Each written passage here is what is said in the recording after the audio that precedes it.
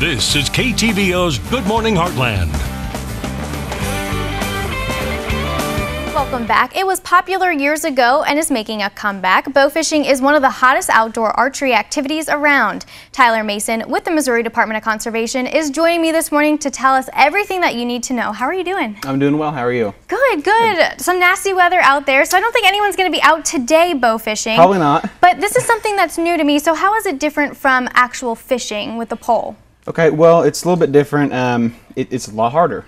Okay. You know, as you have to see the fish in order to be able to shoot them. So it's just a lot harder in the fact that you have to stalk them, so to speak, I guess, and find them versus just tossing a line out there and kind of going at it about that way. So if anyone is a little bit bored with regular fishing, it's just too easy for you, this is what they want to try. Sure, and it's you know, bow hunting in general is a very popular thing, and this is just another way to try and harvest something with a bow.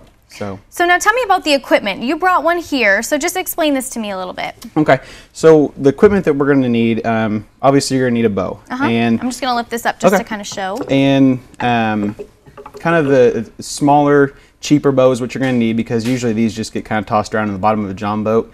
So they're going to get roughed around, and you're only going to want to shoot about 40 pounds draw weight, because if you start shooting anything heavier than that, as you shoot into rock and sand, you're going to start damaging your equipment. Okay. So as far as any special equipment you're going to need, these arrows are a little unique in themselves. Is with the tip, they're different because they have these fingers on them here.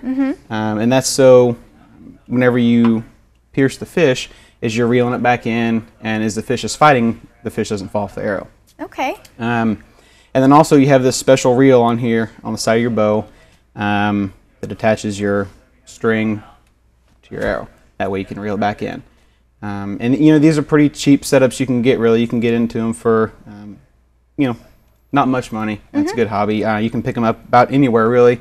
I got this setup here from Shakey's Archery here east of town. So if anybody's looking for something, there's your setup right there. Perfect. So I know when I used to go fishing with my grandpa, I would always get the cords, the fishing line, I guess you should say, all tangled up. I like how this is almost in like a water bottle type container. Right, it keeps it from getting tangled up. And with this reel here, it's kind of like a free-floating design. That way there's no tension on the reel. That way when you sling an arrow out there, there's no chance of the line getting caught and the arrow slinging back at you.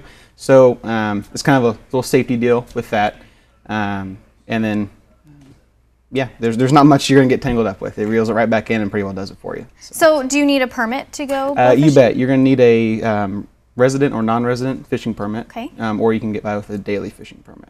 And now how does the regulation go as far as rules? Okay, so as far as fish you can harvest, you can only harvest non-game fish. Okay, so our game fish are like crappie, bass, catfish, so those are fish you cannot harvest.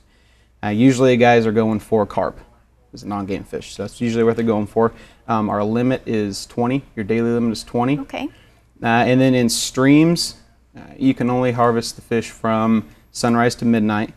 And then in impounded waters and commercial waters, you can harvest them through all hours throughout the year, except for that from February 1st through March 31st, you can only harvest the fish from sunrise to midnight. Okay, and now talking about popularity and everything, when is maybe a good time to go bow fishing if you really want to be successful? Right now is actually kind of a good time to go.